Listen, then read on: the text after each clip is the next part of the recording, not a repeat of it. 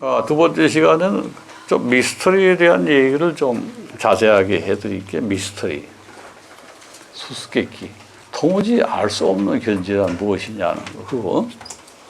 그거에 대해서 좀 자세하게 재미있는 거니까 한번 해볼게요.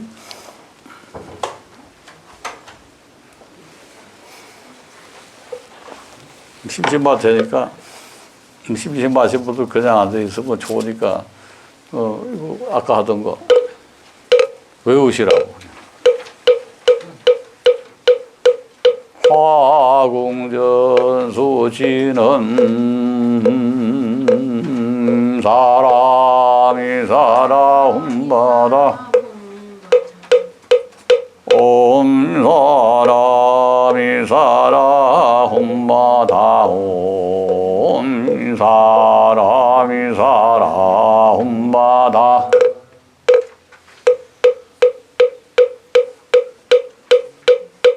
정섭천비소지는 나야다 바로기제 실바라야 살바도 다오하야미 삼바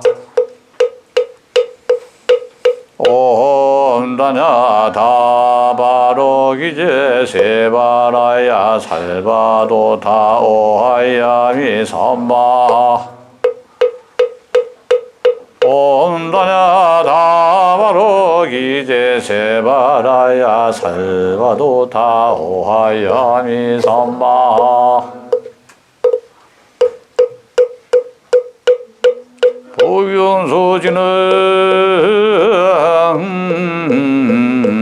나라 살바미냐 나라바니대 삼바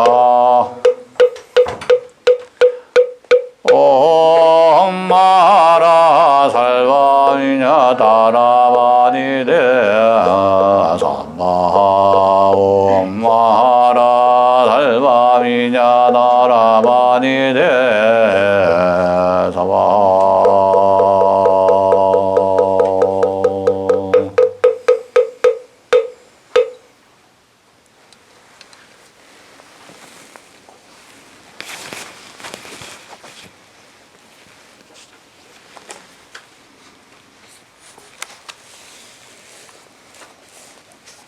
어떤 행자가 이렇게 물었습니다.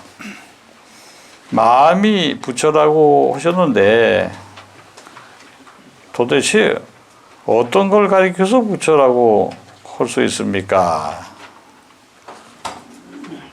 하고 직시해가지고 부처가 뭐냐 하는 걸 물어봤어요. 마음이 부처라고 했는데 그 마음이라고 이렇게 애매하게 얘기하지 말고 좀 털어놓고 솔직하게 얘기 좀 해달라고. 자기는 모르겠다고. 뭐가 부처인지 모르겠다 하고 따지고 물으니까 대사님께서 대답을 하시기를 그러면 뭐가 부처가 아니라고 생각하는가? 네가 보니까 좀 의심이 많은 것 같은데 그 부처가 아니라고 의심이 되는 부분을 한번 이렇게 지적해서 나한테 물어보았으면 좋겠다. 오히려 그렇게 물어보면 내가 대답을 해주지. 뭐가 부처가 아니라는지 한번 네가 넌지시 한번 이렇게 말을 좀 해봐라. 그랬더니 뭐가 부처냐고 묻기는 했는데 더군다나 뭐가 부처가 아닌지는 도무지 더욱더 알 수가 없어. 서울이 어디냐 그러는데 서울이 아닌 곳이 어디냐고 묻는 거하고 같아, 그지? 시골 사람한테 서울 가는 길을 물었어. 근데 서울 가는 길이 아닌 거 어느 건지 네가 얘기하면 내가 서울 가는 길을 알려주고 하고 비슷해.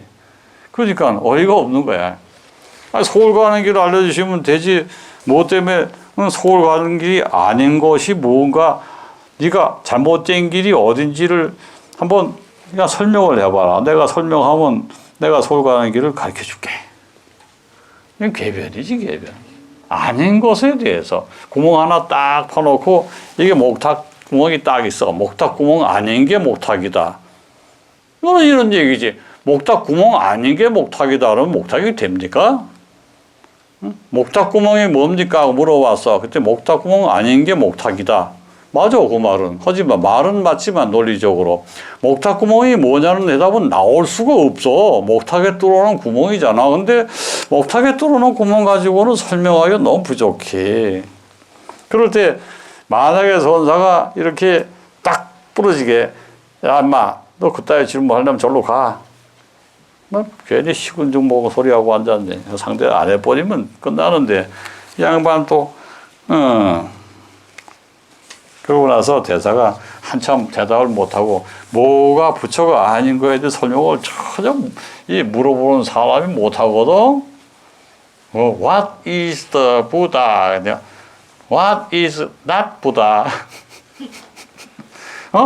not Buddha에 대해서 부다가 아닌 거, nothing Buddha 설명해봐라. 이거 부처가 아닌 거 또는 부처가 없는 거 그것에 대해서 한번 설명해봐라. 그러니까는 그러면 대답을 못하니까 맨 마지막에 가서 뭐라고 대답을 해주느냐 하면 네가 공부를 좀 더 해가지고 통달을 하게 되면 온 세계가 다 부처가 되고 그렇게 뭐 그럴 거 과정도 어렵겠지만 그냥 우리가 그냥 이렇게도 얘기를 한다. 네가 만약에 내가 좀 묻지 않았느냐 깨닫지 못하면 어떻게 되느냐, 그지? 그거 아니냐 봐라. 부처가 아닌 것이 무엇인가 한번 설명해 봐라. 그때 딱 알았어야 돼. 응? 부처가 아닌 것을 설명한다는 것이 그렇게 어려운 거예요. 부처인 것을 밝히고 싶어 죽겠는 사람은 부처가 아닌 것에 대한 설명을 하기가 너무 어려운 거야. 당연히 부처가 뭔지 모르니까 어디 범위를 정할 방법이 없잖아요. 이렇게 쭉 있는데 이 구멍하고 목탁하고는 구멍이 있어야 목탁이 되지. 목탁 구멍에 목탁이 없으면 목탁이요? 목탁 소리도 안 나는데. 그렇지? 근데 목탁 구멍이 없어. 목탁 구멍하고 목탁의 관계는 목탁의 생명이야. 구멍이. 그럼 부처님이 무엇이냐고 물었을 때 부처님이 아닌 것 구분할 수 있어요? 힘들지. 부처가 아닌 거 구분할. 알아도 말하기 힘들지. 그러니까 깨닫지 못하면 영원히 대답이 없다. 알았지? 깨닫지 못하면 네가 무엇이 부처인지 이런 거 이전에 도대체 네가 생각하는 사고방식 자체가 걸렸다는. 통달하면이 뭐죠? 그냥 쉽게 다 쭉 해가지고 우리가 말을 배울 때 하나하나 터득하면서 배웠어요? 아니죠? 말을 배울 때 보면 어머니가 장에 다녀올 테니까 너 여기 꼼짝 말고 가만히 있어라고 얘기하면 어머니 소리만 알아듣고 나머지는 몰라. 나머지는 다 말로 알아듣는 게 아니라 기본으로 알아들어, 애들은. 어머니가 시장 갔다 올 테니까 너 꼼짝 말고 여기 있어라 이렇게 얘기를 해도 말은 그렇게 하고 가지만 아이가 알아들을 리가 없어. 그런데도 돌아보면 그 자리에 가만히 있거든. 말을 알아들어서가 아니야. 어머니가 시장 갔다 온다는 건 알아들 수 있어도 글쎄 꼼짝 말고 여기 있어라까지 알아듣는 애는 별로 없어요. 갓난쟁이 정도 되면. 근데도 되게 보면 가만히 있고 안 움직이고 거기 있는 경우가 참 많아. 한번도 와가지고 막 착하다가 올려주고 아이고 내 새끼 말도 잘 듣고 머리는 천재네 날 닮아서 이런다는. 그게 뭐냐 하면은 알아듣고 터득을 해서 하는 게 아니라 그냥 아는 거야. 어떻게 얘기를 하냐 하면 이렇게 하거든 보통. 이게 애야 그러면 딱 해서 싹 쓰다듬으면서 딱 눕히면서 딱 자리를 정해서 거기다 딱 눕히거나 앉히거나 어떻게간에 딱 고정을 시켜가면서 애미가 시장 갔다 올 때까지 가만히 여기 가만히 엎드려 있어라 알았어 꼼짝 말고 알았지 이렇게 얘기를 한단 말이야. 그러니까 막 그냥 갖다 묶어놓는 거야. 비비대면서 애를. 근데 그놈이 뭔지 모르지만 가만히 쓰다듬고 이렇게 편안하기도 하지만 가만히 있으면 되는구나. 근데 그런 말을 안 하고 그냥 가 그러면 어디 갔지부터 시작해가지고 가슴 망상. 우리 엄마 이제 떠났다야. 개가 주인 죽으면 주인 죽은 거 모르는 듯이 어린애들도 엄마가 떠나면 그 반대야. 죽는 줄 알아, 자기는. 엄마가 자기니까. 엄마가 없어졌다 그러면 막 울다가 찾으러 다닌다. 이게 또 엉거 뭔가 기어다녀서 내 빵구도 막 훔쳐놓고 막 이러고 다니는 거야, 이제. 그러면서 뭘 배우느냐? 나는 이제 버림을 받았다를 배워. 그 애가. 그죠? 근데 그 엄마가 말을 길을 다 알아듣게 얘기했는데 이 새끼가 또 지랄인데 그래서 와가지고 막 두드려 패, 애를, 조그만 애를. 그러면 걔가 어떻게 되겠어? 혼란스러운 거야. 아니, 나의 가장 사랑하는 어머니가 사라졌다가 나타나더니 마귀가 되었다. 진짜요. 내 말 잘 들으시오. 요 다음에 낳거들라고 잘 키우시라고. 뭐 기왕에 낳으신 분들은 어쩔 수가 없고, 그 마귀가 되었다고. 아이고 이뻐라고 다독거리고 오면 착한 아이가 되는데 정말로. 뭐 나쁘셨어도 아이고 이뻐라고 같은 높여놓으면 되는데 이 자식은 그냥 조그만 내가 비키면은 엉망된다고 막 옛날에 그 사라진 놈 솔직히 닮아가지고 뭐 욕을 하고 이래 놓으면 그 아이가 그냥 배리는 아이가지. 말기가 필요 없는 거예요. 쓰다듬어 안정해서 여기 자리까지 좀 다시 다녀올게. 한 30분밖에 안 걸린다 알았지. 이래 놓으면 30분 말 몰라. 하지만 가만히 있어야 된다는 걸 은연중에 뭘로 아느냐? 심통으로 알아, 심통으로. 마음이 통해서 알아. 그래서 웃으면서 가만히 있어. 애들이 안정되어 있으니까 웃으면서 최소한도 1시간 동안은 그 자리에서 왔다 갔다 할 정도지 크게 움직이지는 않거든. 이제 그것이 뭐냐? 우리 인간이지. 그죠? 뭐 별건 아니지만 그런 거와 똑같다는 얘기. 자, 이제 미스터리 얘기를 좀 하면서 오늘 공부한 건 뭐 여러 가지가 있지만 제일 중요한 건 3가지 주문하는 거예요. 그것이 뭔지. 요거 극락세계 가는 거니까 살아서.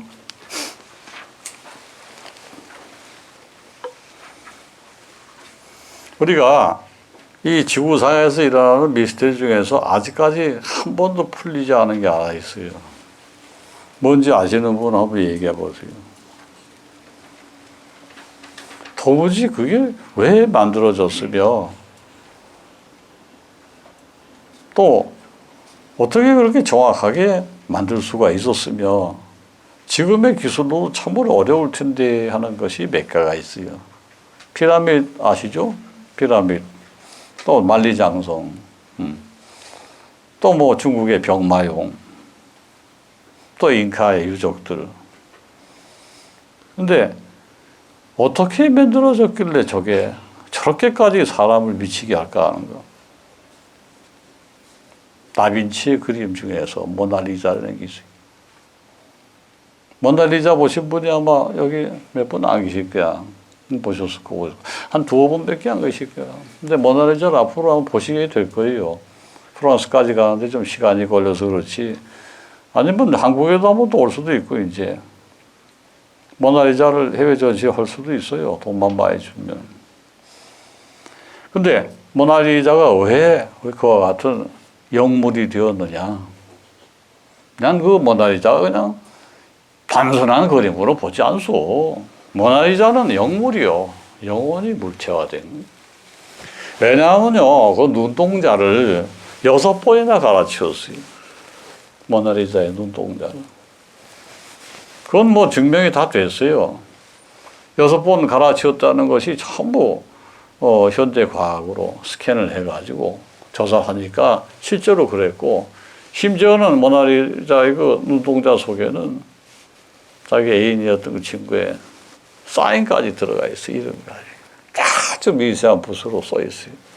다빈치가 자기 이름을 쓰지 않고 왜 그 친구 이름을 썼을까? 실제 인물이 아닙니다.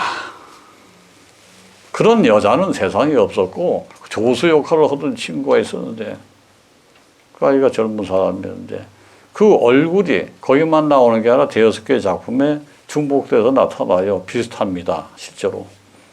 근데 머리만 길러놨지 모나리자는 여자니까 여성적으로 생겼습니다. 그 남자들이. 기가 막히게 잘생긴 얼굴이에요. 지금 봐도. 그래서 모나리자를 무슨 실제 존재하던 어떤 공작품이다 이런 사람들이 있는데 그건 아니고 명백하게 드러났습니다. 내가 이 얘기를 하려고 하는 게 아니고 그러면 어떻게 해서 영물이 되었을까? 영물은 뭡니까? 영혼이 들어가 있는 물건. 또 영물이라는 증거가 뭐냐 하면 바로 그거예요. 루블 박물관 입구에 난 안 가봤어. 가면 바로 있어 거기에. 그리고 한 사람이 15초 이상 머물 수가 없어. 재요 옆에서. 그래서 가라고 막 그래. 서 있지를 못하게 한대. 그렇죠? 보셨다며? 네. 서있지를 못하게 한대요. 보면 그냥 밀쳐버려 사람이. 그 보안관이 자꾸 그냥 손으로 옆으로 가라고. 계속 들어오고. 하루에 딱 정해진 사람만 또 받으니까. 그래서 그 딱 사람 받으면 딱 닫아버리고 샷시켜. 안 보이죠? 딴 건 봐도 그건 안 보이죠. 다음에 보고 싶으면 다음 날 와야 돼. 이런 시스템이 거기가. 모나리자는 아무나 안 보이죠. 입김도 쐬기 싫다는 거야. 너무 많은 사람이 입김을 쐬면 상한되나 버려. 유리까지 다 밀봉해놓고. 웃기는 사람도 다 보였네. 근데 왜 그렇게 영물 관리를 했을까?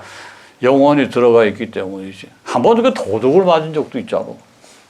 1920년대인가 30년대인가. 그죠? 도둑 맞았다가 다시 찾으니까 더욱더 유명해지고. 이제 그 프랑스 사람들이 어떤 특징이냐는 평소에는 별로 귀중하게 생각하지 않다가 뭔가 특이해지면 그때부터는 신주 단지에 모시듯이 그렇게 그냥 예술품을 그냥 정말 말씀하신 조상 신주 모시듯이 대단해요. 그래서 모나리자 한번 보시라고 난 죽기 전에 한번 가보고 싶은데 보게 될지는 모르겠어. 하여튼 그 모나리자라고 하는 건 진짜 그 묘한 마술인데. 자, 그러면 그 미소에 대해서 한번 얘기를 해봅시다. 모나리자의 미소는 과연 무엇을 의미하고 있을까요? 두 번째는 모나리자의 머리카락 색깔은 무슨 색깔일까요? 세 번째, 모나리자는 누구를 보고 있을까요? 세 가지 미스터리. 자신 있게 대답하고 한번 해보세요. 모나리자는 어디를 보고 있을까? 모나리자의 머리 색깔은 과연 어떤 색을 써서 어떻게 해서 칠을 했을까? 그리고 한번 대답을 해보세요. 그 미소는 과연 무엇을 의미하는? 모나리자는 앵드 다빈치 혼을 불러가지고서 제가 여쭤봤습니다. 그랬더니 아주 희한한 결론을 내리시더라고. 그냥 말은 안 통하지만 한국말로 이렇게 서로 얘기할 수 있으니까. 자, 그러면 그 양반이 도대체 그 미소를 딱 띄게 했는데 그 미소는 어떤 의미입니까? 난 도무지 사람들은 웃는다 하는데 웃는 얼굴 같지는 않지만은 어찌 보면 정말 웃는 얼굴로 보인다고 이렇게 표현해서 어찌 보면은 그러면 그 사람이 이제 딱 이렇게 대답하는데 내가 깜짝 놀랐어. 이 친구가 나를 배신하고 즐거워서 웃는 모습이라는 거야. 세상에. 그 친구가 자기를 배신했대, 중간에. 동성연애를 했대. 그 친구가 자기를 배신하고 그 배신한 걸 너무 즐거워하는 모습을 자기가 투사시켜서 거기다가. 매우 쓸쓸하고 기분 나쁘고 뭔가 음침하고 즐겁지 않은 웃음이에요. 여러 그린 것이 우리 눈에는 우리 마음속에는 악마가 들어가 있으니까 그것을 보고 야릇한 미소라고 얘기하잖아요. 그러니까 패배한 사랑 거기에 대한 후회 없는 비웃음이라는 거지. 그것이 정답이에요. 한번 기회가 있으면 그 얘기를 해주고 싶어. 신령학자들끼리만. 그 머리카락 색깔은 어떻게 된 겁니까? 세상에서 가장 추악한 여인이 가질 수 있는 머리 색깔이라는 거. 그렇게 해서 그 색깔을 칠한 거라. 새까만. 지금 봐도 뭔가 무서운 느낌이 들 정도로 그 머리 색깔은 좀 암흑을 들여온 듯이 무엇인가 비에 젖은 듯이 다시는 뭔가를 생각하고 싶지 않은 완전 절망의 색, 그것을 모나리자의 머리 색깔로 덮어버렸다는 거예요. 말하자면 장례식을 치렀다는. 자, 세 번째, 그 시야는 누구를 향하고 있습니까? 물론 관중이 오디언스래요. 오디언스. 나 청중이잖아요. 그랬더니 오디언스. 내 그림을 소리로 바라보시는, 내 우는 소리를 들으시는 그대들의 눈동자, 그 미소를 보고 그 머리카락 색깔을 보고 그리고 그 시선을 바라보면서 슬픔을 느끼지 않는 사람이 있다면 그 사람은 예수를 모르는 사람이죠. 이렇게 얘기를 하시더라고. 정말 난 그걸 보고서 그 말을 듣고 새로 이렇게 좀 진품에 가까운 걸 구해가지고 둘 다 봤더니 정말 그 말이 옳은 거예요. 그래서 제가 영적인 능력을 가지고서 이런 것을 품평할 수 있다는 게 너무 즐거운 거예요. 제가 사람의 목소리만 듣고 어떤 여자가 어떤 남자가 노래한다는 거를 대충 라프 스케치로 딱 그려서 보여준 능력이 있잖아요. 그걸 이 양반이 알고 있더라고요. 소리를 모양으로 변화시킬 수 있는 분이니까 내 말을 이해할 수 있지요. 이러면서 그 말을 해주시더라고요. 자, 그러면 영혼이라는 것은 뭐냐? 통합 감수 기관입니다. 따로따로 움직이지 않습니다. 영혼이 감수를 할 때, 뭔가를 느끼고 그것을 표현을 할 때, 영적인 표현이라는 것은 통합 감수 능력이지, 우리가 지금 보고 듣고, 말하고, 피부로 이렇게 느끼고, 따뜻하다, 춥다, 이런 거에 좌우되지 않고, 순수하게 영적 감수 지식이, 영적 감수 능력은 따로 있다는 거예요. 별도로 있는데, 그것이 머리를 통해서 감각기관으로 전달되는 이와 같은 소위 마음에 따라서 움직이는 이와 같은 현실적인 감각체계하고 영적인 감각체계는 대립관계가 아니라 서로가 함께 합일이 되어서 움직인다. 그러면 이것이 색이고 영적 세계가 공이라는 거야. 색과 공이 함께 자오성을 이루면서 촥 하나의 우주로 통합이 되는 거예요. 인간의 감각체계가 하나로 통합이 되는 것이고, 그것이 스포츠가 됐든 예술이 됐든 아니면 문학이 됐든 이 모든 인간의 센슈얼 디비전을 가지고 움직이는 모든 기관들은 영혼의 세계를 무시하고서는 절대 불가능하다는 걸 증명해 줬어요, 양반이. 그래서 좀 오래 살다 가시죠. 좀 나만큼 오래 살았으면 됐죠. 이러더라고. 100살까지 사셔야지. 나 그 당시 나이로는 난 진짜 70년 오래 산 거라고 딱 얘기해요. 오래 사셨어, 진짜. 정말 그런 건 아니야, 미스테리지. 그렇게 많은 세계를 섭렵하고 미치지 않았다는 거. 되게 많은 세계를 섭렵하면 사람이 미치게 돼 있는데 안 미치는 사람들이 가끔 있어요. 천재라서가 아닙니다. 여러 세계를 섭렵하고 박학다식하고 수없이 많은 기여를 했는데도 장수하고 또한 사람답게 살고 가신 분들이 되게 보면요, 혼으로 살다 가신 분들이에요. 기력으로 살다 가는 게 아니에요. 그러니까 저하고 지금 이게 수십 년 동안 교류하신 분들이 많이 있는데 그런 분들이 다 그걸 증명해 주고 계시거든. 기력으로 사는 사람은 없어요, 이제. 다 혼으로 살고 계시고. 물론 나이가 많으신 분은 없지만은 앞으로 그렇게 되실 거예요. 자신감 가지시고 연구 계속 하시고, 응? 또 사람을 개발하시는 분도 계시고, 또 인간관계를 잘 키워가지고 크게 이제 뭔가를 움직이시면서 큰 성취를 하신 분들도 많이 계시고, 또 사업을 해서 그야말로 자기가 가지고 있는 능력 이상으로 모아는 사람들이 힘을 모아서 그 시너지를 사용하는 그런 분들도 계실 텐데, 거기서 가장 중요한 것은 뭐냐 하면 내가 호화를 이루지 않고 한 부분과 손가락 끝자리에 있다 하더라도, 이순신 장군은 백의종군을 하셨는데도 왜 수군을 다 움직일 수 있었을까? 백의종군의 상태에서도 사실 절도사 자격을 주지 않은 상태에서도 거국선 매척을 가지고도 싸움에 나갈 수 있었을까? 그건 뭐냐, 세포 하나가 있어도 전체가 될 수도 있다는 그것을 강조하는 거 아닙니까? 나는 아무것도 아닌 존재라 할지라도 큰 것이 될 수도 있다는 것을 몸으로 증명하신 분이 이순신 장군 아닙니까? 백의종군 하는 거고 3도 절대사가 될 3도 수구 절대사가 될 수 있다는 거는 하늘과 땅의 차이인데, 물론 나중에 직책을 내리긴 내립니다. 급하니까. 하지만 결국은 마지막에는 목숨을 바쳐가면서까지 나라를 구하시지 않으셨나. 그럼 그것이 뭐냐 하면은 일중일체 다중일이요, 일중일체 다중일이라는 우리 환경의 사상을 그대로 실천하고 몸으로 보여주신 거 아닙니까? 왜 요즘은 그런 분들이 안 계시냐는 거지. 그것은 우리 불가의 사상입니다. 그냥 애국심 정도로 해석하면 안 돼요. 그것을 이해하기 때문에 그 모인 사람들이 그냥 산에 올라가서 사우성 치고, 한 사람은 세 줄을 땡기고, 한 사람은 포를 쏘고, 막 그냥 몇 명 안 되는 인원이 다 동원돼 가지고 120척이라는 거예요. 왕창 그냥 물살을 시켜버리는, 한순간에 그냥 싹 쓸려 내려가게 하는 그 기술을, 이것이 어떻게 자연현상만 활용한 지혜라고 볼 수 있나.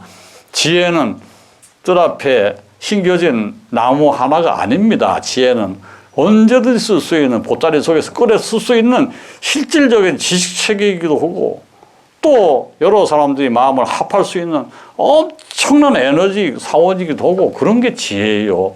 그러니까 지혜라는 것을 너무 우습게 생각하지 말고 잘 키우세요. 제가 가지고 있는 선신을 다해서 여러분들을 도와드릴 테니까, 내가 죽을 때까지 도와줄 테니까 걱정하지 말고 하나하나 일깨워서 한번 해주십시오. 그러니까 초월한 시야로서 볼 수 있는 능력. 그러니까 슈퍼비전 파워라고 보통 이렇게 파워. 이런 것이 뭐냐면 상상력이 아니고, 상상력 가지고 자를 대듯이 그게 가능해요. 이렇게 독수리 모양을 뭐 그렸다, 뭐 독수리 모양을 이렇게, 독수리가 이렇게 모가지를 삐쭉 내밀고 이렇게 새인가 황새인지 몰라도 이렇게 그런 것도 있어 보고, 다리가 이렇게 있고 산정적이고, 이게 위로 향하고 있어요. 밑을 향한 게 아니라 위로 산정을 향하고 있는 이런 거를 아주 높은 데 올라가서 보지 않으면 이게 보이지 않는, 절대 보이지 않는데 이게 보이는 것처럼 해서 너무너무 정확하게 눈도 있고 입도 있고 날개가 쫙 있어요. 첫째 날개가 아주 희한해. 아주.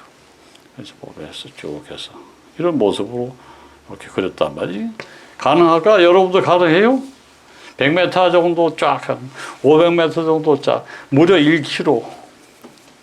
무려 1km 직선으로 쫙 그 시대에 손을 가지고 쫙 떼가지고 하는 게 아니고, 요즘처럼 이거 해서 이렇게 보고하는 그런 측량기도 없는 시대에 과연 이것이 가능했을까? 이게 뭐냐면 인간이 가지고 있는 측량거 있죠. 슈퍼비전, 이 능력을 최대한으로 활용해 가지고 그것을 잡아내는 거예요. 어떤 사람이 사업에 성공한다 그러는데, 사업에 성공한 사람들이 이 능력이 있어요. 거의 다가. 집을 지을 때, 뭐 대충 뭐 이렇게 지으면 되겠지 뭐 하고 지었는데, 설계도 없이 지었는데도 엄청 정확하게 지은 사람들이 많아. 그 자연이라는 그 프로를 보시면, 거기에 뭐 여러 가지 수준과 레벨이 있지만, 요즘 자연이라는 프로가 있는데, 그 산골에 사는 그 사람들이 거기가 살게 되면 집이 있어야 돼요. 근데 어떤 사람은 그냥 초막처럼 지어놓고 사니까 그건 빼고, 집을 집답게 지은 사람들이 있는데 설계도가 있습니까? 물어보면 백발백중 설계도는 없어요. 근데 집을 마치 설계도 한 것보다도 더 정확하게 지어서 사는 사람들이 꽤 많단 말이에요.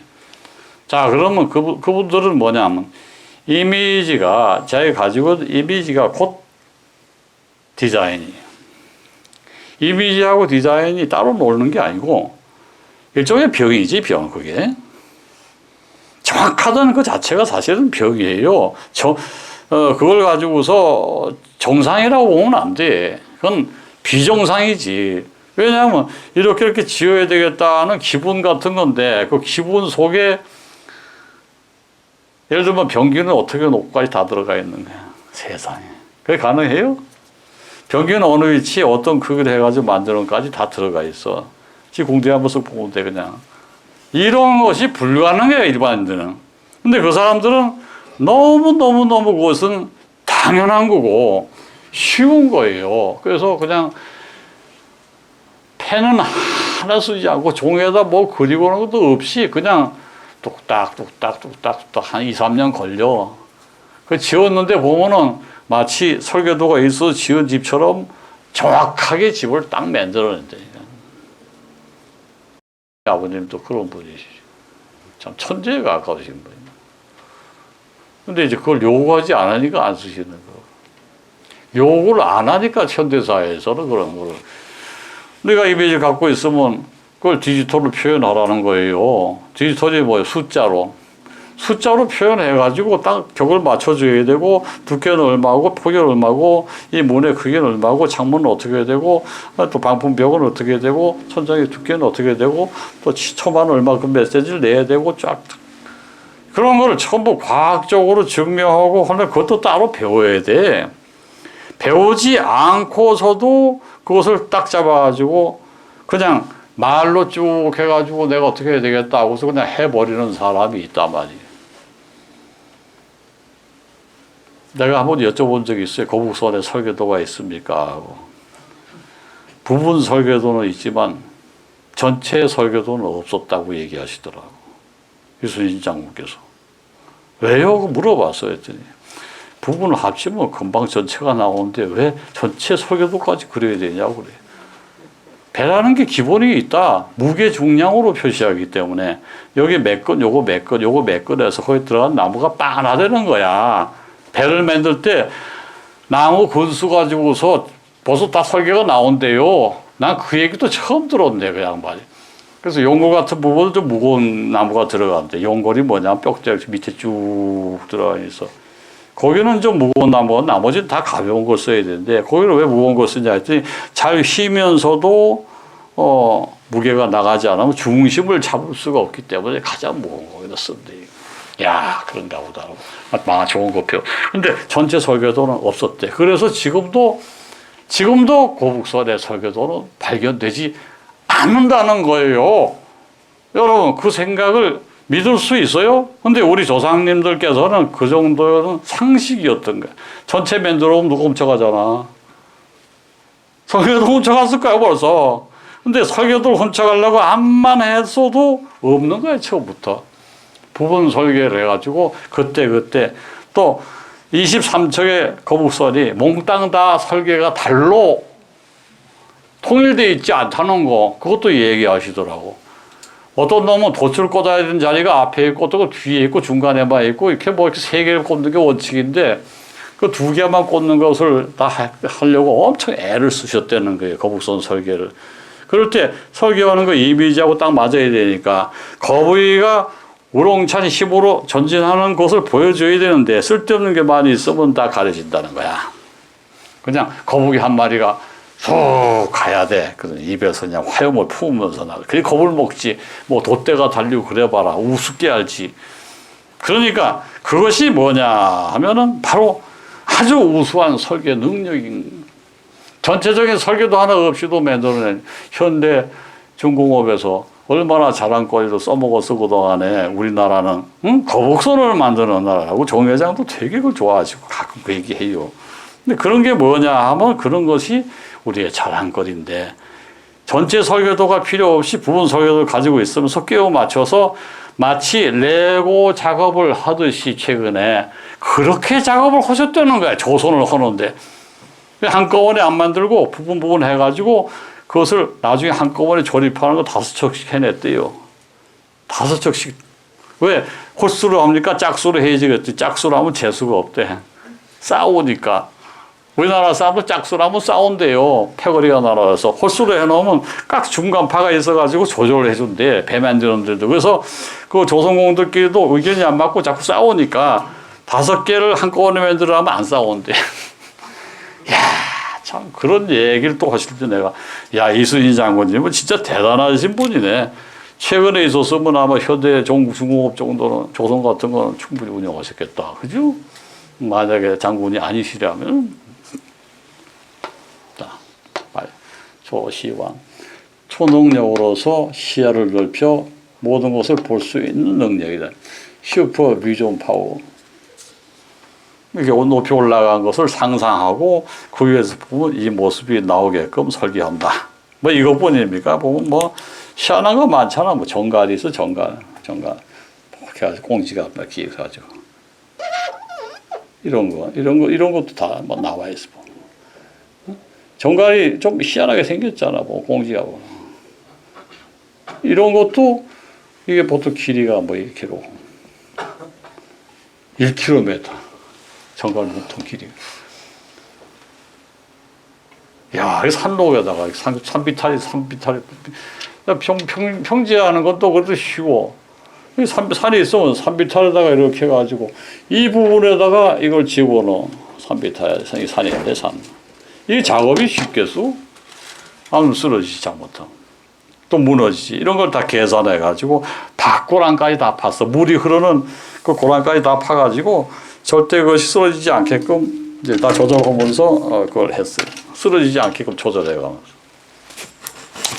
그러니까 아무리 오래돼도 그것이 바람이 풍화돼가지고 쓰러지지 않게끔 전부 그걸 봐가면서 계산하고 그걸 만들었다. 자, 그러면 이것을 왜 이거 왜 했겠어요? 한번 얘기해봐. 아시는 분 있으면 얘기해봐. 괜찮아요. 난 최근에 새로 들었으니까 아시는 분이 얘기해봤자 그거는 그냥 상상에 불과한 거고 이것이 종교예요. 이 자체가 종교. 그들은 우주 영신을 신으로 모셨어요. 근데 그거 하나 인정하는데 뭐 1000년씩 걸리는지 몰라. 엄청 오래 걸리네, 그죠? 저기 800년 됐나? 뭐 좀 있으면 1000년이다. 서양인들은 이상한 게 있어요. 자기 하나님이 저런 초자연적인 힘을 동원해서 피라밋이나 나스카 유적이나 이런 것을 만들어내는 것에 대해서 엄청 거부 반응을 가져요. 그래서 미스테리로 남겨놓을지언정 그 원인을 밝히는 것에 대해서 무지무지 겁을 내. 왜? 초자연적인 힘을 숭상한다는 그 자체에 대해서 하나님을 부정하는 걸로 보는 거예요. 그 하나님의 역사 아니냐, 저것도. 아니, 뭐, 인간이 창조된 거니까 당연히 하나님의 역사라고 볼 수가 있지. 그렇지만, 저 사람들이 하나님 몰라요. 그러니까 하나님의 자손들한테 멸종을 당했지. 그죠? 안 그렇습니까? 하나님 알았으면 뭐 저렇게 멸종을 시켰겠어요? 아즈텍족, 뭐지, 인카족이 그냥 살아있습니까? 다 섞이고, 이제는. 순수한 혈통은 거의 찾아볼 수가 없어요. 그만큼 이제, 시대가 갔지. 하여튼, 저 형상, 나스카의 그 유적이 남아있는 저같은 생명체 상징하고 또 이상한 도형으로 또 둥글게 이렇게 하는 거 전부 우주가 돌아가는 모양. 둥글게 이렇게 환영으로 하는 건 전부 우주의 형상을 그대로 그려놓은 거예요. 그래서 그것이 상상인지 아니면 나 같은 영역자가 거기 있으면서 그것을 보고서 그대로 그렸는지 그런 거는 알 수가 없어요. 상상력도 해도 굉장한 겁니다, 저게. 그래서 우주의 새, 우주의 정갈이 있고 그들이 여기에 찾아올 때에 여기를 목표로 해서 보게 되면은 제일 먼저 우리의 왕국을 찾아오실 것이다 하는 기대감에서 사인을 해놓은 거라는 거예요. 저게 사인을. 우주의 생명체도 이와 같은 유사한 것이 있으면 지구에 가장 가까이 다가왔을 때 보고 그렇다면 참으로 신기한 건 뭐냐. 그 당시 이미 이 지구가 혹성이라는 것을 알고 있었다는 거예요. 마야인과 잉카인, 아즈텍인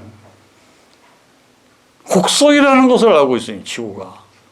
와, 진짜 놀랄 일이 아닙니까? 그 당시에 그냥 평면 지구인 줄 알았는데 그래 한반도는 지구를 그렇게 둥근 것으로 봤지 조그마한 마당으로 보질 않았다는 거예요. 그러니까 난 그런 면에서 참 대단하신 분들인데 딱 한 가지 좀 무기 개발 좀 보지 말이야. 응? 김정은이처럼. 안 그래가지고 그냥 죽창 쏘다가 맞아 죽었잖아요. 응? 인카의 그 비극 이렇게 읽어보면 그 나쁜 놈이 와가지고 그 자식이 제가 황제 된다고 그냥 황제를 그 자리에 참사시키고 다 보는 데서 참사시키고 지가 황제 그날로 등극을 하고 그랬단 말이요. 그것도 아주 경사스러운 날. 그게 사람이 할 짓입니까? 사실. 근데 그렇게 했어. 이제 은하고 금하고 뺏으려고. 그 스페인에 그 아주 노략질을 하는 전문가가 있는데 그 녀석이 와가지고 잉카 제국을 멸망을 시키고 참 안 돼서 참 아깝다는 생각이 들어요. 그래서 세계 미스테리 중에서 여기 5개가 결국 그 지역 거예요.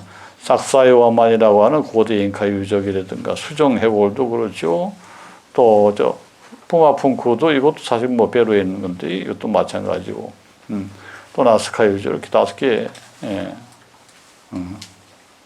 그래서 보고 있으면 야, 왜 남미에서 가장 먼저 그럼 남미라고 하는 곳은 도대체 왜 거기 있는 그 종족은 어떻게 해서 이와 같은 동양이나 서양에는 없는 그와 같은 제3의 문화지대를 만들 수가 있었을까 하는 의문을 좀 가져봐요. 그랬더니 하나가 떠올라요. 가장 먼 곳까지 이른 사람들이야. 아프리카에서 출발한 인류가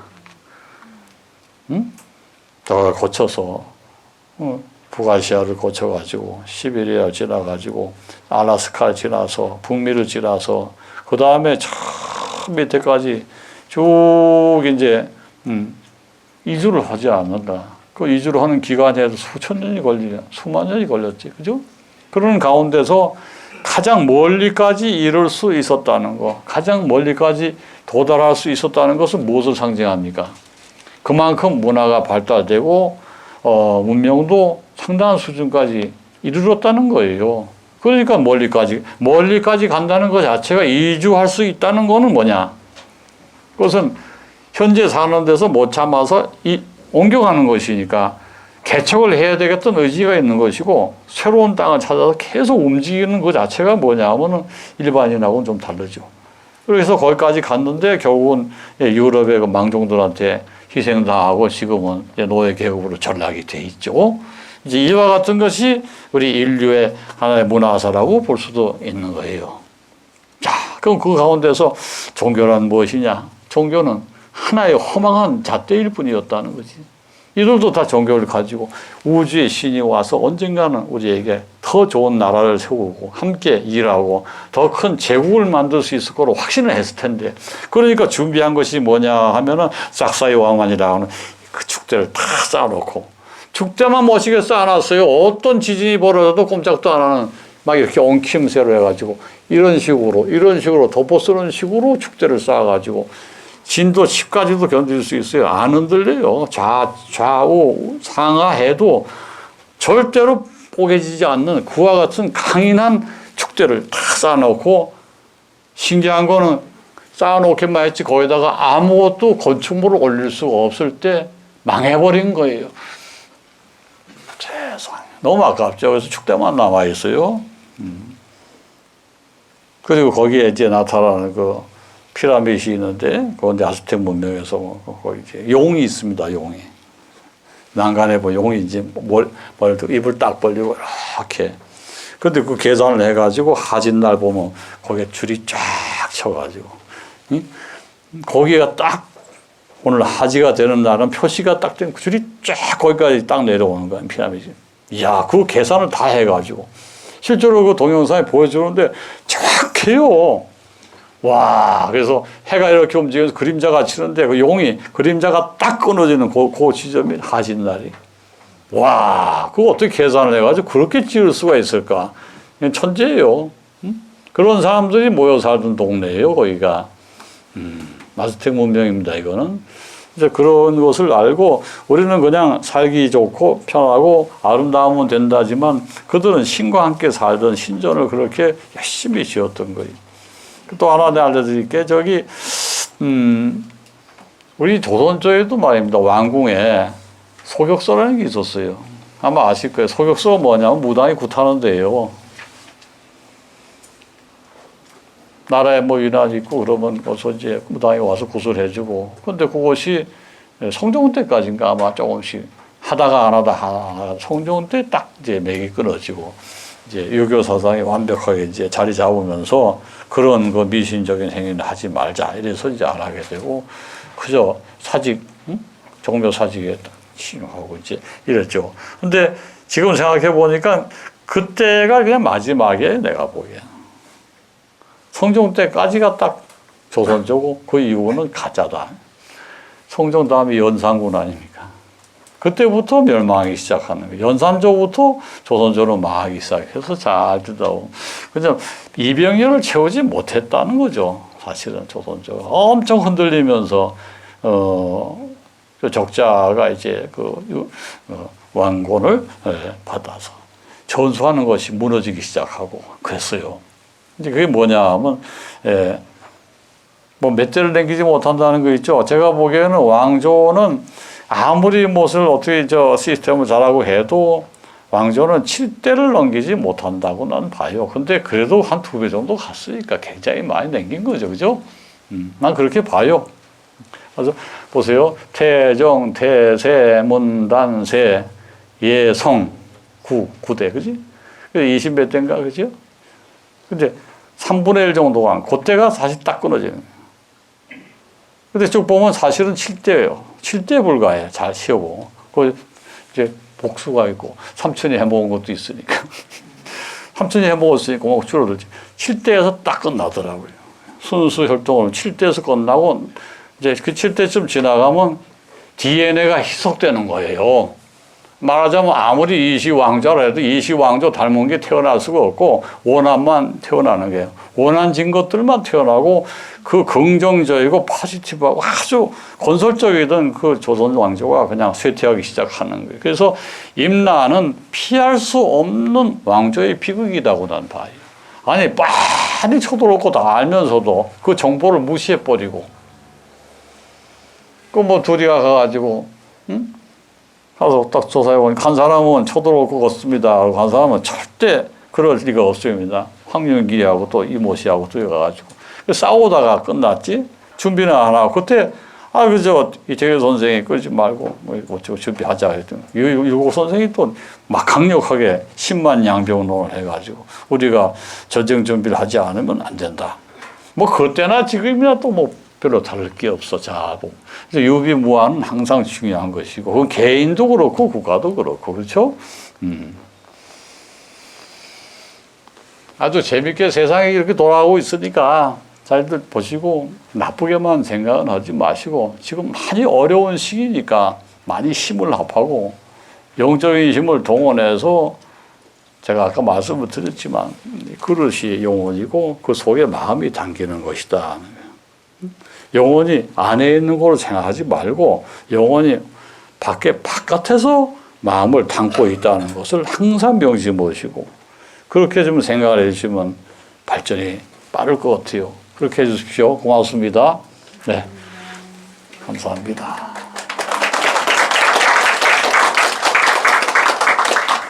이 미스테리를 다 자세하게 해야 되는데 다 못해가지고 좀 한이 맺히네.